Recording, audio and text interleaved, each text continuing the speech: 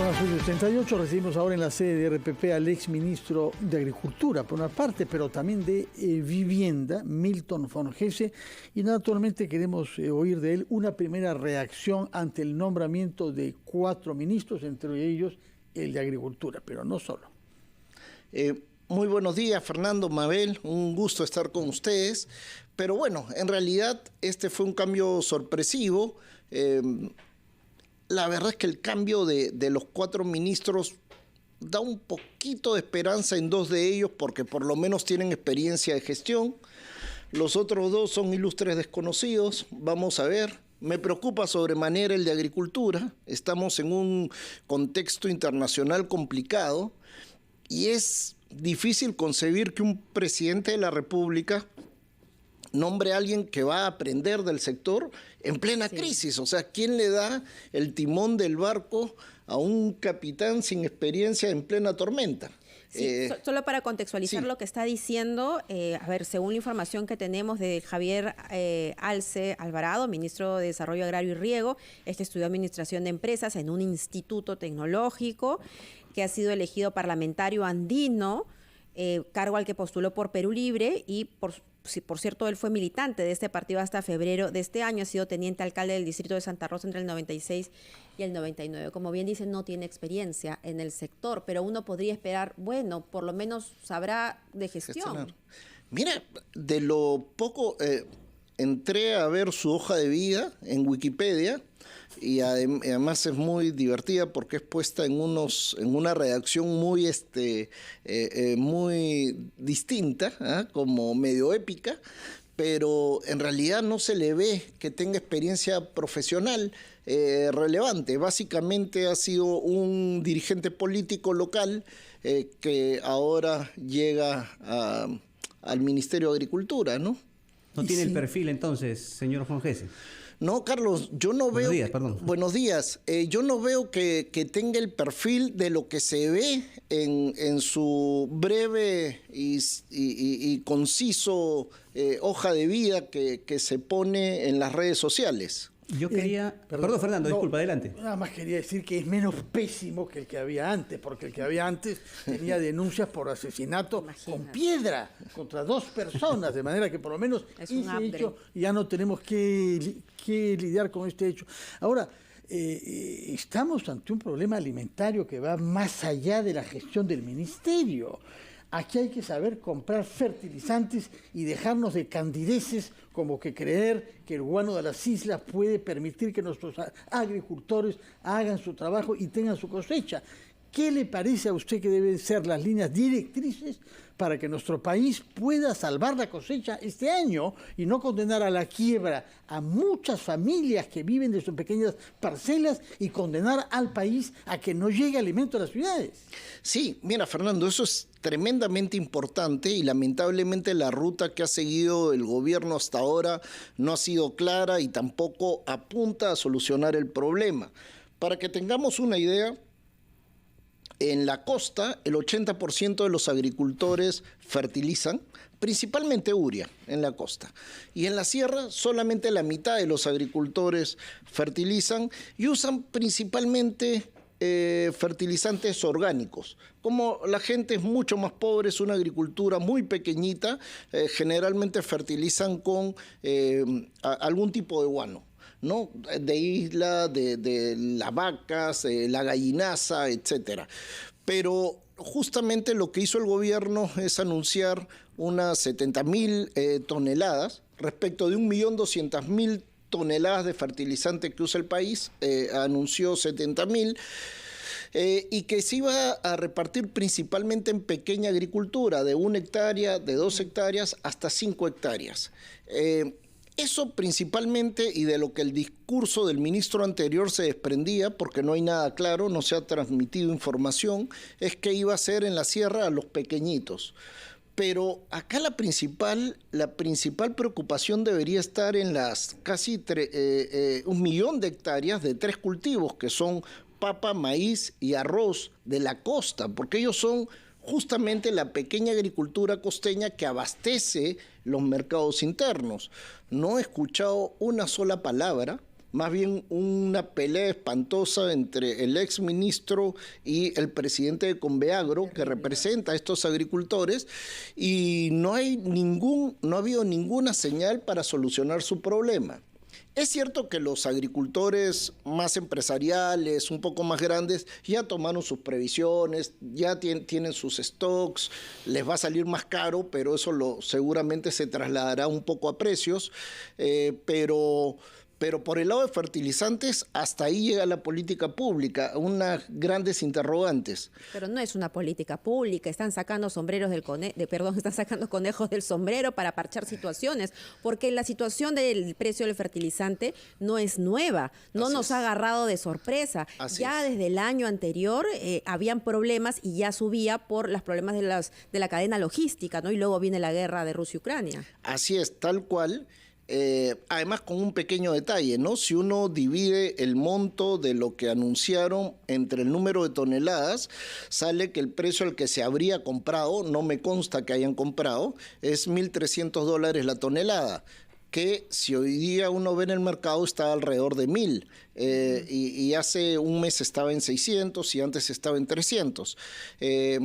Pero parece ser que además se ha comprado muy caro en medio de escandaletes en el Ministerio de Agricultura, donde salieron los funcionarios a renunciar, ¿no? Los encargados de la parte técnica, de la evaluación técnica de esa compra de fertilizantes. Pero por otro lado, esto es para ver el tema de fertilizantes.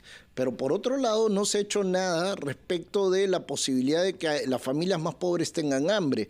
No hemos escuchado de las ministras respectivas, ni del MIDIS, ni de ningún lado, que se van a atender los comedores populares, que se va a focalizar en los hogares de pobreza extrema, que de alguna manera se van a hacer campañas de comunicación para que los alimentos más caros sean reemplazados por otros de igual aporte nutritivo, etcétera, ¿no? Hay muchas cosas que se pueden hacer, pero no se ha hecho, y en ese contexto además no se ha convocado ni una sola vez al sector privado, porque el sector privado podría ayudar, los avicultores pueden ayudar con la gallinaza, con el guano de las gallinas, para de alguna manera darle una transformación muy básica y repartirlo a los agricultores cercanos, o los grandes gremios agroexportadores podrían, si se les acerca con pequeños agricultores, generar algunas alternativas de fertilizante,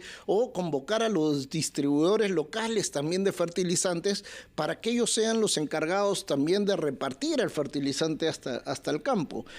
Lo que parece es que se ha comprado el fertilizante para, en época preelectoral, llegar con tus saquitos de urea y repartir a diestra y siniestra, ¿no? Estamos conversando con Milton von Hesse, exministro de Agricultura, para ver cuáles son los frentes que tiene el Ejecutivo frente o relativo a la crisis alimentaria. Vamos a regresar con él tras escuchar a nuestros anunciantes. 1 de la mañana retomamos nuestra conversación con el exministro de Agricultura, director de Evidenza Consultores, Milton von Hesse. Señor von Hesse, a ver, dos preguntas muy concretas. En primer lugar, esta crisis de fertilizantes golpea a todo el mundo, pero este gobierno pudo hacer más, nos hemos quedado con los brazos cruzados, como se dice. Y en segundo lugar, ¿cómo se debe concretar este reparto de los fertilizantes a los agricultores? Mira, la primera pregunta, si pudo hacer más, por supuesto que pudo haber hecho más. Desde el primer momento, muchas personas dijeron que convoquen al sector privado, para ver cuál es la mejor forma de llegar hasta los agricultores y suplir eventualmente a aquellos que no iban a poder pagar los altos precios de los fertilizantes y tampoco resistir la escasez. Se hablaba de, por ejemplo, puedo convocar a los avicultores, que los avicultores generan mucha gallinaza, guano de gallina, y eso puede ayudar sobre todo al agricultor de subsistencia a tener una mejor fertilización. Se habló también de recurrir a la diplomacia comercial del Ministerio de Agricultura con el MINCETUR y con Relaciones Exteriores para ir a visitar a países amigos tipo China, pero tenía que ir con el sector privado de forma que China pueda vender parte de sus stocks de reserva a un país muy amigo como Perú. Perú y China tienen relaciones comerciales muy altas. El estatus diplomático de esa relación es la más alta que tiene China con el Perú. Y también se pudieron haber hecho campañas para que los agricultores de base puedan usar cualquiera de estas alternativas que no se hizo, no se ha hecho nada de eso. Y en tu relación a tu segunda pregunta, ¿cómo se va a repartir?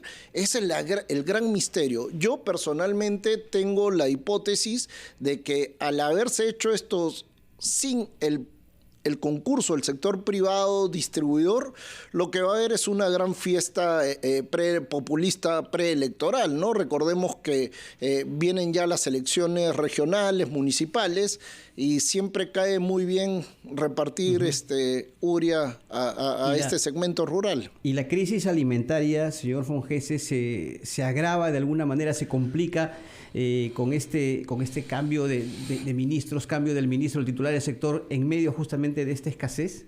Sí, claro, porque ojalá me esté equivocando, pero si es verdad que el ministro nuevo de Agricultura tiene el conocimiento del sector que se refleja en su hoja de vida, vamos a estar complicados. Cero, porque ¿no? Cero, nulo. Entonces, si eso es así, vamos a estar muy complicados porque hasta que empiece a conocer a los actores, cómo funcionan las dinámicas, qué tipos de agriculturas, porque Perú se habla de agricultura, pero mientras que por un lado en la sierra surandina hay una de subsistencia muy chiquita, en la costa hay una de primer mundo, agroexportadora, pero en el medio hay los pequeños agricultores de la selva que hacen café y cacao para exportación. O sea, tenemos muchas agriculturas. Ese conocimiento no se adquiere en 3 reuniones, así que... Pero mínimamente uno esperaría que él se rodee de directores y técnicos que sepan más que él, ¿no? Que sería, digamos, lo ideal ante esta situación. Ahora, usted habló hace unos instantes de políticas públicas. La segunda reforma agraria, que fue lanzada en octubre del año pasado con bombos y platillos, el presidente va a Sacsayhuamán, llena la explanada, lanza esto que sería una promesa para más de 2 millones de pequeños productores, ¿no? De pequeños agricultores dedicados a la agricultura familiar. ¿Qué fue de eso? Bueno, siempre, y me tocó decirlo en público, siempre el nombre de segunda reforma agraria fue una cosa muy gaseosa, ¿no? La reforma agraria en todas las experiencias del mundo, desde Roma, Revolución Francesa, Latinoamérica, Cuba en adelante, es reparto de tierras. Es ahí donde subsisten estructuras latifundistas entre el Estado, expropia y reparte tierras. Perú tiene la estructura minifundista más alta de Latinoamérica, no cabía una reforma agraria.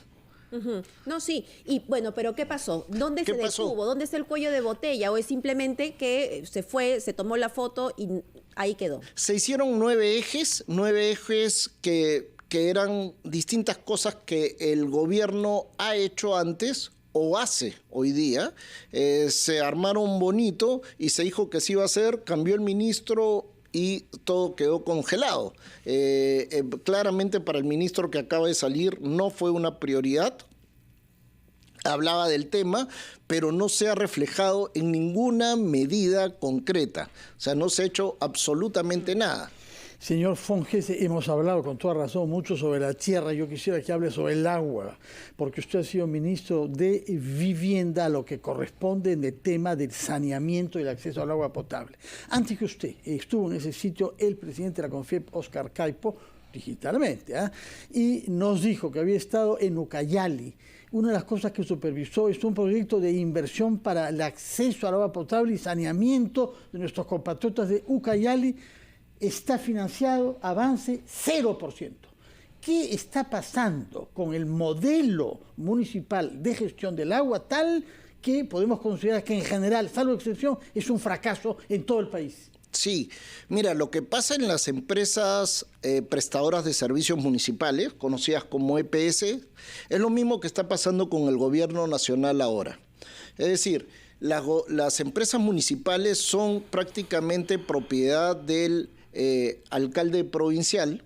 Suelen entrar, ganan las elecciones, suele entrar mucha gente, suelen sacar mucha gente también y no tienen el expertise mínimo necesario para poder proveer a la población agua de calidad. Por ejemplo, hoy día, si bien uno cree que tiene agua clorada en sus casas, en realidad solamente la mitad de los hogares de la costa tiene agua clorada y en la sierra y en la selva menos del 20% de los hogares reciben agua clorada. Muchos hogares reciben menos de 12 horas al día y la presión, ni qué decirlo, la presión no es la adecuada. Entonces, hemos centrado la solución al agua y al saneamiento solamente en la infraestructura. Creemos que sembrar tubos y poner plantas de tratamiento es suficiente para que el ciudadano tenga agua en sus casas. Pero es el modelo de gestión el que no funciona. Tenemos a gente muy incompetente. Hay empresas prestadoras de servicios que ni siquiera tienen un ingeniero sanitario, que es básico. Las tarifas no permiten siquiera darle operación y mantenimiento al sistema.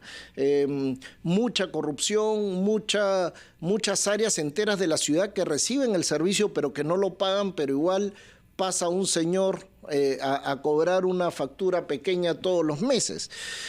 Entonces, lo que tenemos que cuestionar es el modelo de gestión. Nos tocó iniciar ese proceso creando la OTAS, pero luego se le cortaron los brazos a la OTAS y se detuvo el proceso de reforma de las EPS. Señor Fongese, Sí. una última pregunta de mi parte. Siempre hablando del tema de la crisis de los fertilizantes y un poco para que la gente tenga una idea, la gente que nos escucha y nos ve, tenga una idea de lo que está pasando con el tema de los fertilizantes y también con esta inestabilidad política, por supuesto. De alguna manera, ¿cómo afecta, ¿no?, a la gente que nos escucha, al peruano, ¿no?, al ciudadano que va todos los días al mercado a comprar sus alimentos, esta situación de crisis y estos cambios en un portafolio tan importante como es el Ministerio de Desarrollo Agrario y Riego? ¿Cómo lo afecta en medio de esta crisis de fertilizantes? Bueno, justamente lo que está esperando el agricultor del campo es el auxilio o la ayuda de su autoridad nacional para poder enfrentar mejor la crisis de los fertilizantes. La crisis de los fertilizantes tiene dos aristas. Uno, que voy y no lo encuentro en el mercado. Y dos, si voy y lo encuentro está muchísimo más caro que hace un mes y muchísimo más caro que hace 2 meses. Entonces se esperaba que el gobierno tome las medidas para que llegue ese fertilizante en condiciones más adecuadas. Al no hacer eso, lo que va a pasar son dos cosas. Uno, mucha producción agrícola probablemente sea menor que la que se estaba esperando. Y dos, si conseguí algún tipo de fertilizante yo por mis propios medios, lo que más probable es que los precios van a seguir subiendo en los mercados. Y eso va a caer directamente en la población, sobre todo en la más pobre, ¿no? La población más pobre a veces gasta la mitad de su sueldo o más de sus ingresos en alimentos. Y ahí sí los va a afectar severamente. Muy bien, don Milton Fongese, ha sido usted muy amable de aceptar nuestra invitación esta mañana. Muy buenos días. No, gracias a ustedes. Buenos días. Muy bien. Milton Fongese, ex ministro de Agricultura, estuvo aquí en los estudios de RPP, 9:02 de la mañana.